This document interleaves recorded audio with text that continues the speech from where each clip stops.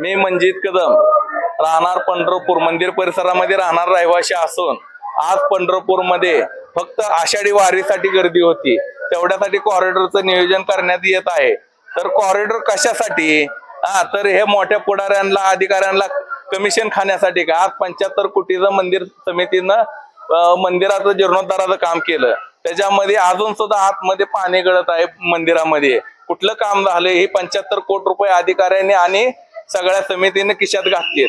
त्याच पद्धतीनं कॉरिडॉर मध्ये शेजारी मंदिर परिसरातली घरं पाडून त्याचे पैसे खाण्यासाठी कॉरिडॉर करायला लागलेत का? ह्याचं टेंडर घेऊन त्यामध्ये किती टक्के कमिशन खाणार आहेत ह्याची चौकशी पहिल्यांदा करावी। मंदिर परिसरामध्ये एखादं घर विकत घ्यायला गेला तर 10,000 रुपये स्क्वेअर फुटने तुम्हाला जागा मिळते आणि शासन देते 20,000 रुपये स्क्वेअर फुटने पैसे। तर कमीत कमी तुम्हाला पासपोर्ट पैसे द्यायला पाहिजेत। तुमचं एक मत आहे की बाबा एकीकडे तुम्ही बोलताय की कॉरिडॉर होऊ नये, दुसरीकडे म्हणताय की आम्हाला पैसे कॉरिडॉर मिळतात। कॉरिडॉर होणे हे तर आमची इच्छाच आहे, पण हे केंद्र शासनानं लादलेला निर्णय आहे आमच्यावर।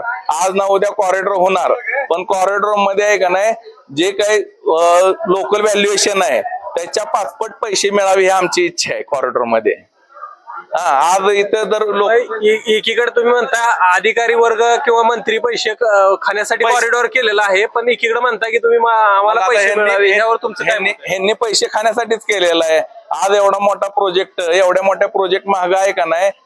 नेते मंडळी कमिशन खाण्यासाठीच एवढा प्रयत्न करतात। केंद्र शासनाने पैसे मंजूर होऊन आलेत, ह्यांचा जोर कशावर आहे? लवकर करा, तर ह्यांना पैसे खायचे आहेत मंत्री लोकांना, अधिकारी लोकांना, म्हणून जोर आहे ह्यांचा। आणि इथं आज सर्वसाधारणपणे जर कुठलीही जागा विकत घ्यायची म्हटलं तर मंदिर परिसरामध्ये 10,000 रुपये स्क्वेअर फूट रेट आहे, शासन देते 20,000 रुपये स्क्वेअर फूटनी पैसे रहिवाशाला। तर आमची अशी मागणी आहे की कमीत कमी पासपोर्ट रेट असावा, म्हणजे स्थानिक रहिवाशाला 50,000 रुपये स्क्वेअर फूटनं पैसे मिळावे आणि कमर्शियलला पण पासपोर्ट पैसे मिळावे, अशी आमची इच्छा आहे।